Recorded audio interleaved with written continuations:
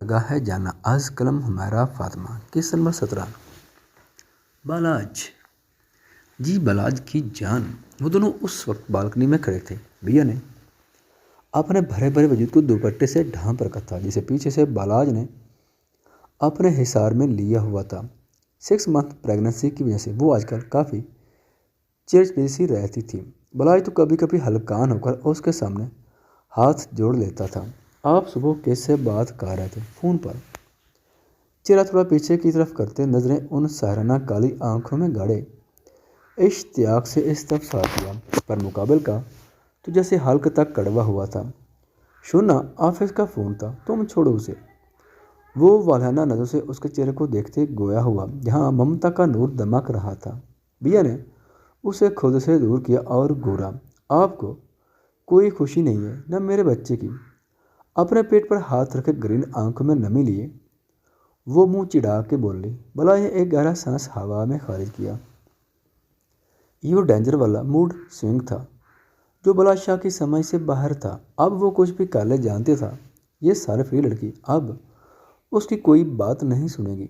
बिया बलाज ने नरमी से उसका नाम पुकारा था। ना ना ये नहीं करें, मैं नहीं आने वाली आपकी चिकनी चुपड़ी बातों में। उफ, मैं और मेरा बच्चा। अब वो बाकायदा सर पर हाथ रखे दुहाइयाँ देने में मसरूफ़ थी।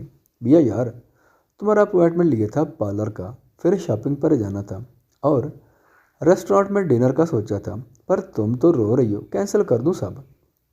वो मोबाइल में देखते संजीदगी से इस्तफसार करने लगा, साथ ही कान आंखियों से उसके एक्सप्रेशन देखने लगा जो उसकी बात पर मुकम्मल चेंज हो चुके थे।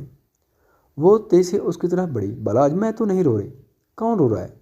वो बड़ी आंखों को मटकाते मासूमी से पूछने लगी जबकि बालाज ने उसकी एक्टिंग पर आने वाली मुस्कुराहट को जब्त करते उन अभी लबों का किनारा दांतों तले दबा गया। कोई शक नहीं उसकी बीवी उसके भी अलग मानी निकालती। बेबी अभी तुम कह रही थी ना कि नहीं नहीं। बलाज, मैंने कुछ नहीं कहा, बाहर चलते हैं प्लीज़।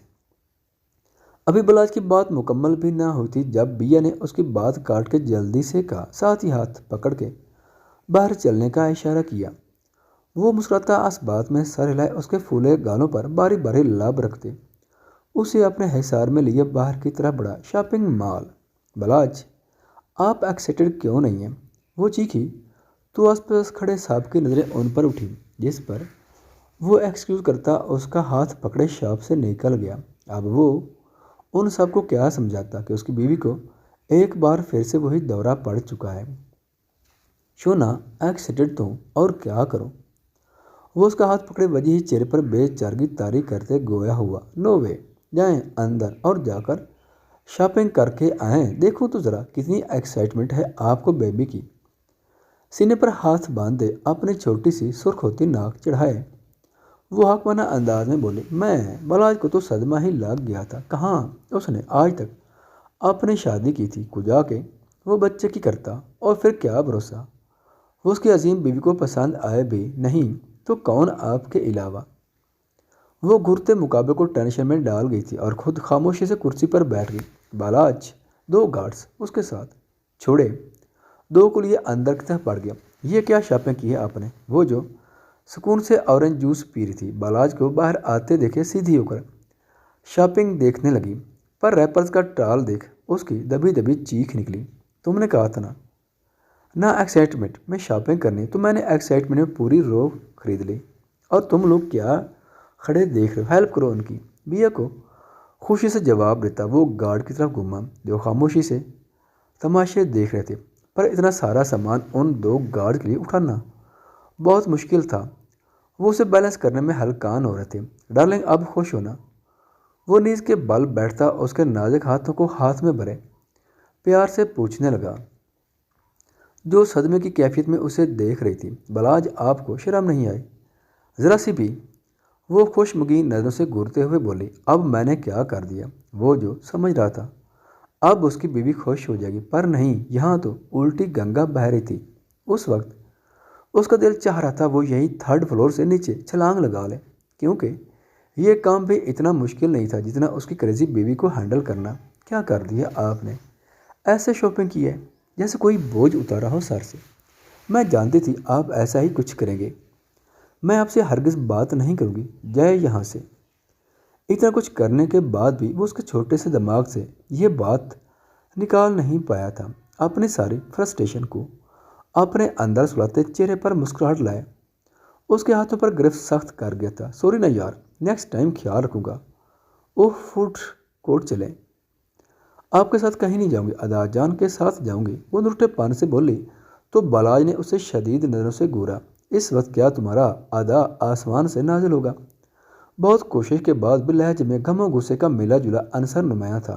नहीं चल के।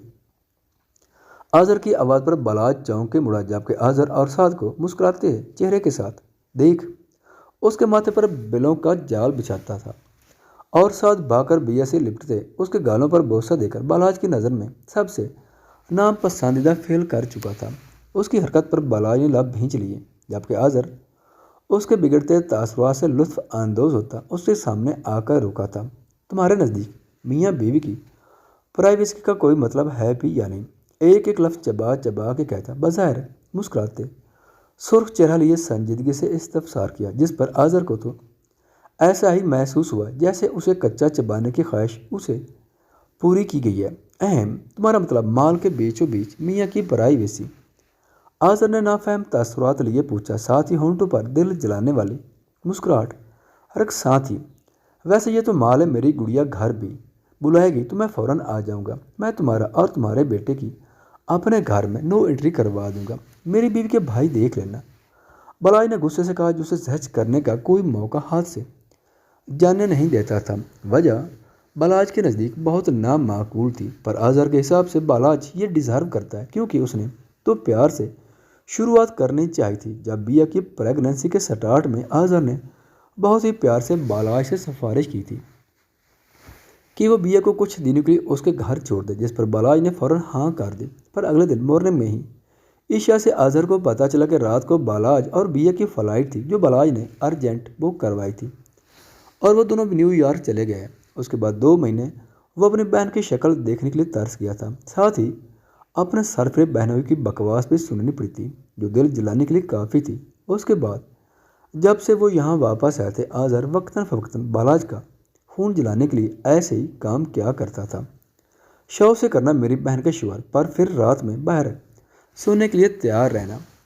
धमकी पर धमकी आई थी, जिस पर बालाज पेचुताब खा कर रह गया, जबकि सालिद साहब उसका अच्छा खासा खून जलाकर अपने बीवी की तरफ बढ़ चुके थे। बालाज एक ज़रूरी फ़ोन कॉल अटेंड करके जैसे ही फूड कोर्ट में एंटर हुआ, आंख में फिर से मिर्चें जलने लगी थी। अब तूबा भी उसके साथ थी, जो शॉपिंग के लिए ही आई थी, और अकेले खून जलाने से बेहतर था वो तूबा की कंपनी ज्वाइन कर ले, क्योंकि अब जब तक आज़र यहाँ था उसकी बीवी उसे लिफ्ट नहीं करवाने वाली थी। वो उन्हें देखता वहीं रुक गया था। साद आज़र के गोद में बैठा हुआ था, जबकि आज़र बिया को अपने हाथ से मैक्रोनी खिला रहा था। साथ ही दोनों फूफू भतीजे में न जाने कौन से राजो न्याज चल रहे थे, पर जो चीज़ बालाज को तपाती थी वो था साद का बार बार बिया के गाल और हाथ को चूमना, सितम उस पर बिया का बुलश करना। देखा, इन दोनों बाप बेटे ने कसम खा लिया, ये मेरा सुख चैन सब छीन ले गए। अरे क्या हो जाता अगर आज एक दिन हम दोनों अकेले गुजार लेते। मैं उसे प्यार से मना लेता, नहीं टपक पड़ा कबाब में हड्डी बनकर। सब ने मिलकर मेरी ज़िंदगी हराम कर दिया। पूरा दिन मैं उसके नखरे उठाता हूँ, उसकी एक एक बात मानता हूँ, फिर भी न जाने क्यों रहे हैं मेरे तर्जमा को एहसास होता है कि मैं खुश नहीं हूँ। अब क्या मस्जिदों में ऐलान करवाऊँ अपनी खुशी का? अरे पूरी रात ये मुझे पागल बनाती है, पर मैं हंसते हंसते वो भी बर्दाश्त कर लेता हूँ। कल पता है मेरी कितनी ज़रूरी मीटिंग थी, पर नहीं, बिया ने कहा बाल आज घर आ जाओ। मैं सब छोड़कर आ गया, लेकिन फिर क्या हुआ? हाँ, मुहतरमा मुझसे ही नाराज़ हो गई। आधी आधी रात को मुझसे कहती है ये खाना वो खाना है, जिनकी तरह हाजिर करता हूँ, फिर भी वही कहते हैं। दिल कर रहा है एक रात छोड़ ही दूँ भाई के घर, फिर आएगी अकल। पर नहीं, भाई को नखरे थोड़ी दिखाएगी, वो तो प्यारा भाई है, भला उससे क्यों नखरे दिखाएगी? दोनों भाई बहन को, बल्कि तीनों भाई बहनों को पागल बनाने के लिए मैं ही तो मिला हूँ। वो बड़ी बहन कहती है मेरी बहन का ख्याल रखना। अरे इतना ही शौक है ख्याल रखने का तो खुद रख लो बहन, पर पता है ये सह की केस है, उसके बस का नहीं है। उसके चुप होने पर तूबा ने पानी का गिलास आगे बढ़ाया, जो उसे नॉन स्टॉप अपने बड़ास निकालते देख वो पकड़ चुकी थी। तूबा के यहाँ से गिलास लेते वो वहीं कुर्सी घसीट के बैठ गया। नजरें हनूज सामने अपने हसोजा पर मरकूज थीं, जो शायद भूल चुकी थी कि वो यहाँ अपने एक दस्वर नामदार के साथ आई थी। तूबा तो तरहम निगाहों से देख रही थी, क्योंकि जिस बलाज को वो जानती थी वो तो अखड़ मिजाज बदतमीज जैसे नामों से जाना जाता है। ये तो बहुत ही क्यूट था। उसे बेइख्तियार अपनी सोच पर ही हंसी आई। बलाज, थोड़ा सा सब्र रखो, सब नॉर्मल हो जाएगा, तूबा ने दिलासा देने के घर से कहा, और कर भी क्या सकती थी। एक बार मुझे मौका मिले बस मैं इस फूफू के भतीजे का होंठ काट दूंगा, बलाज ने खूनखार नजरों से साथ को घूरते हुए कहा, जिस पर तूबा को अच्छू लगा। अस्तगफुरुल्लाह, बलाज बच्चा है वो दिल पर हाथ के सहम के बोली। बच्चा नहीं, इंतहाई छछूरा है, वो दांत पीस के बोला, साथ ही खड़ा होता उनकी तरफ बढ़ गया।